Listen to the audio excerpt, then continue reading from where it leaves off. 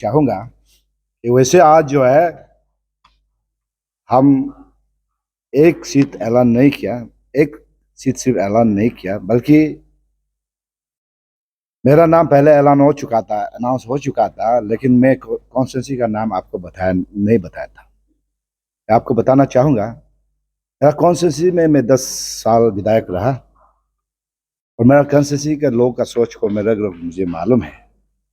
और मेरा कॉन्स्टिट्यूंसी इस बार चाहते हैं कि एक नया पेश हो, युवा नेता हो जो ग्रासरूट का दुख तकलीफ समझ सके, जो यंग जनरेशन को आगे ले जा सके, महिला को आगे ले जा सके। तो इसी कारण एनसीपी पार्टी ने एक्चुअली कॉन्स्टिट्यूंसी के लिए एक युवा नेता यानी तत्म प्रकाश को चुना है और मैंने इसका नाम को एनसीपी पार्टी टिकट का उसका नाम को अनाउंस कर चुका है, आज अभी किया है, ऑफिशियली बहुत जल्दी हैंड ओवर करने जा रहे हैं। और मेरा बारे में आपको बताना चाहूँगा कि आप सब ने इमेजिन भी नहीं किया कि मैं चुनाव लड़ने जा रहा हूं, लेकिन कहाँ लड़ेंगे। मेरा ओर से भी मैं ऐलान करना चाहूंगा कि इस बार जो है मैं ईस्टर्न पार्लियामेंट यानी 47 नामसाई में मैं चुनाव लड़ने जा रहा हूं, जो कि प्रदेश हमारा है, देश हमारा है। नेता ये नहीं कि अपने घर पे सिर्फ चुनाव लड़ना है, सारा देश हमारा अपना घर है, सारा प्रदेश अपना घर है। तो मैं इस बार ईस्टर्न पार्लियामेंट से N47 से मैं लड़ने जा रहा हूँ। वैसे हमेशा मेरा सोच ये है कि हमेशा पार्टी फर्स्ट, बाकी सब कुछ होता है। तो मैं as a party president, as a president of NCP party state unit का जो है, मेरा सोच ये है कि पार्टी आगे बढ़ना चाहिए। तो इस हिसाब से एक्चुअली कॉन्स्टिट्यूंसी में मैं चुनाव लड़ने के लिए ग्राउंड वर्क कंप्लीट कर चुका था।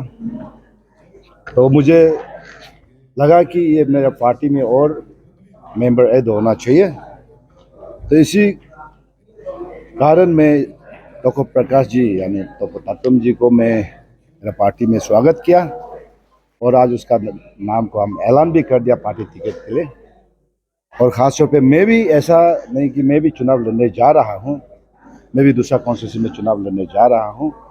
तो मैं चाहता हूँ कि एक जगह अगर एक विधायक की जगह अगर 2 बनता है तो पार्टी का ही फायदा होता है। तो इसी कारण से मैं एक्चुअली कॉन्स्टिट्यूंसी को मैं त्याग देके तो प्रकाश जी के लिए, तत्म जी के लिए त्याग देके मैं दूसरा कॉन्स्टिट्यूंसी में चुनाव लड़ने जा रहा हूँ। आप क्या मुद्दा लेके आएंगे कि आपने कल बीजेपी ने अनाउंस कर दिया ताबा तेदिर को वहां से फिर से दोबारा सीट दी, मतलब टिकट दिया, तो आप क्या मुद्दा लेके आएंगे कि ताबा तेदिर को आपको हराने के लिए? देखिए, मुद्दा बहुत है। मैं पहले भी बोला, जब बात निकलेगी दूर दूर तलक जाएगी। अगर मुद्दा के बात करें तो मैं घंटे भर खड़ा होकर बोल सकता हूँ, लेकिन मेरा 3-4 चीज़ रहेगा। एक ये रहेगा कि एक कम्युनिकेशन जो लीडर और पब्लिक के बीच पे है, जो ब्रिज है वो नहीं है आज। सबसे पहले लीडर सिर्फ आप काम करने के लिए नहीं आता है। लीडर आपका पब्लिक, आपका प्रजा, आपका वर्कर, आपका सपोर्टर, आपका पार्टी सबसे मिल के एकजुट होके काम करने के लिए आते हैं, तभी काम then the work will be wholesome. तो मैं ये I don't see that in 16 actually. तो मैं वो ब्रिज बनना चाहता हूँ।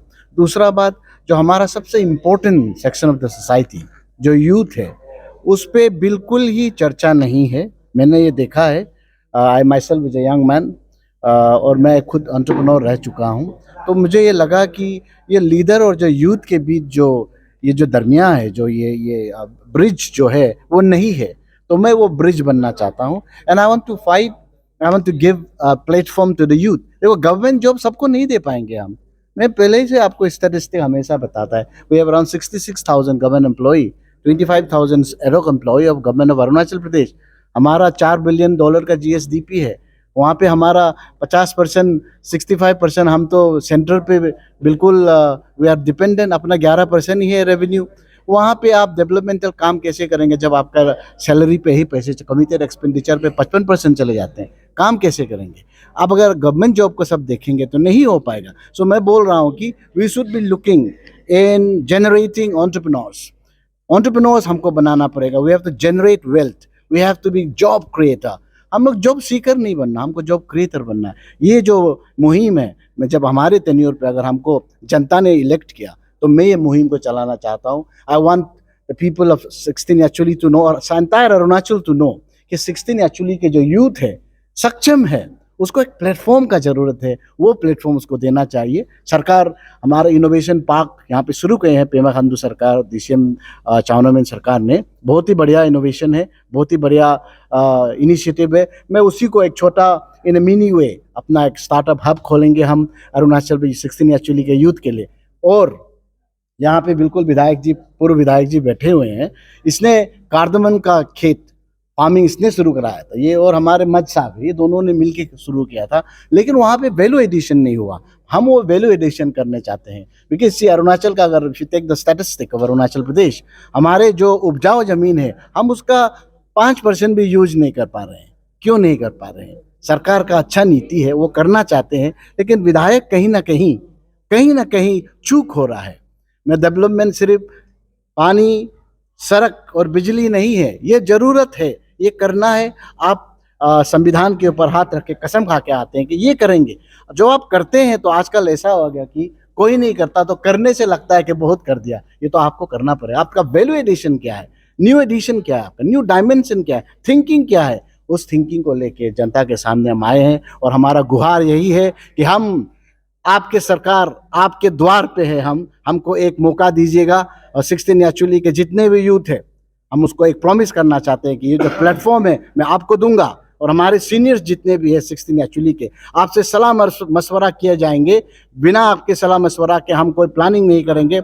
हर एक पार्टी वर्कर जो है उससे पूछा जाएगा, हर एक पब्लिक से पूछा जाएगा कि डेवलपमेंट क्या चाहिए। Development should not be impose. ये आपके माथे पे डेवलपमेंट कभी इम्पोज नहीं कर पाएंगे, नहीं करना चाहिए।